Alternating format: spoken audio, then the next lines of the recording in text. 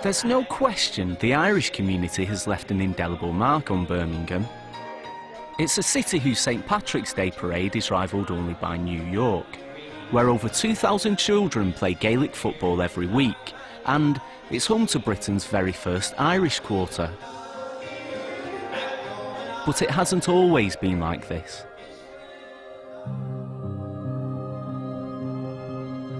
Before 1974, the Irish community was a vibrant part of Birmingham life. After all, they'd helped to rebuild the city after the Second World War. But when 2 bombs exploded in Birmingham pubs in November, everything changed. There was an awful lot of anti-Irish feeling, if you like. We all knew the real hatred that was going around, certainly at the time of the bombings, and the fear that brought with it. My family went through 4 months of having phone calls, which were very threatening. So there was a real genuine fear. To be Irish was to be a suspect in Birmingham in 1974. Anti-Irish marches were staged. A young family's home was petrol bombed. At Erdington on Friday, we went to do my shopping. Couldn't get served in the paper shop.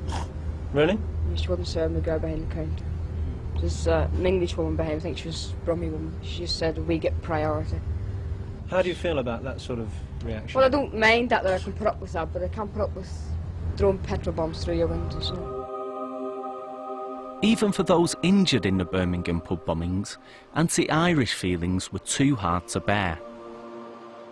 My father was Irish, and obviously got family that was Irish, and the way they were treated was not very nice. Why I think it was so difficult and so awful was that all the Irish people of Birmingham were blamed. There was a lady whose sons were also killed in the pub bombings, and a few days later she went to the bakery and they wouldn't serve her because she was Irish. It's just horrendous. It's strange to think that to be Irish could be anything other than to be welcomed in Birmingham. To not be served in pubs, to not be served in bakeries, to be sent home early from work just for being Irish, it just feels alien. But it happened, and now some members of the Irish community are worried that it's happening all over again, only this time, not to them. Since September the 11th and 7/7, attitudes and headlines about the Muslim community have been increasingly negative and damaging. As was the case with the Irish of the 1970s, those headlines don't always tell the full story. This new wave of prejudice has caused members of the Irish community to speak out in defence of the Muslim population. It's a defence which the Muslim community needs. Just after 9/11, and one man actually did spit on me whilst I had my young child with me, and they'd actually been reading newspapers, looking at the atrocities that had happened, and the grief and the anger was very much then projected onto people like myself who are associated, whether we like it or not, with terrorism. Is there a misperception of Muslims or Islam in the media at the moment, do you think, Salma? I can't explain the feeling of dread, when you switch on the TV, when you're going to hear the news, what is it going to be now? And it seems there's always one controversy after another, whether it's the niqab or whether it's faith schools. It's always something to do with problematizing Muslims, that we're sinister or a threat. And it kind of gets hard to keep saying, no, we're not like that. There are many parallels as communities that we've been through in terms of the Irish community, having to take the stick, as it were, for the actions of a few people. In the same way, the Muslim community as a whole has also been demonised and is going through that process. Comparisons between the Irish and Muslim experiences at times of trouble don't just end there. There are amazing parallels between terrorism legislation brought in after the 1974 IRA attacks and that of legislation brought in after 9/11. 86% of people arrested under the terrorism acts of the 70s were later released without charge. Likewise, only a small fraction of those detained under new terror legislation have actually been convicted. The police told us from the start that they knew we hadn't done it. They told us they didn't care who done it. They told us that we were selected and that they were going to frame us.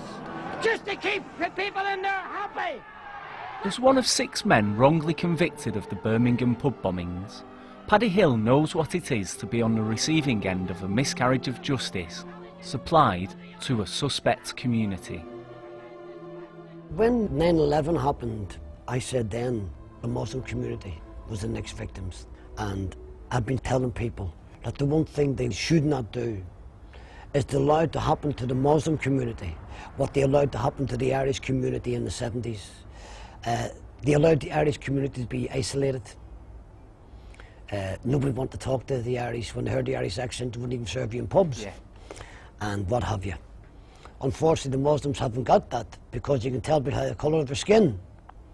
So they're already handicapped. And I've been telling people since 2002, please don't walk away from the Muslim community. You've got to stand by them. Because if you don't, who are they going to pick on next? Paddy Hill spent time in prison for a crime he didn't commit. As did Birmingham's Moazzam Begg, who was detained in Guantanamo Bay for 3 years. For me, I was imprisoned, unable to communicate with my family or to meet with my family, to see the youngest child of mine who was born whilst I was in captivity, and literally being in a situation where I'm unable to dictate anything that happens at all. But surely it's not the aim of the authorities to divide communities with these laws. Aren't they just trying to protect a public under threat? The stick that we're all being beaten with is the very terrible one of September the 11th, that this is in the name of national security and protecting civilians and military from terrorism. The reality is that we already know in this country, in Britain for example, when internment took place at the time of the Irish Troubles, that it only bred terrorism, antipathy and hostility between communities. I've seen reports within the Irish Times and other Irish newspapers about how they see the mirror and the parallel of the demonisation of suspect communities, which both the Irish Catholic community and the Muslim community have become or have been at some point. Considering the prejudice and injustice against the Irish in the 70s, you'd hope things might have changed. The Irish parallel is an interesting one because there's been a lot of similarities, but there's room for hope because we can see how things have changed, and the Irish community certainly are very much more at ease and are not stigmatised for being Irish anymore. And I very much hope that the Muslims will experience the same thing. The Irish community is now thriving again in Birmingham, but it took almost 20 years for them to do so. How long is it going to take before the city's Muslim community is able to do the same? The media play a great part. They whip up and stir up hatred, anti-Muslim feeling, the same as the anti-Irish feeling, the way they report things. I've been telling the ordinary people of this country, please rally round the Muslim people. Don't allow them to become isolated.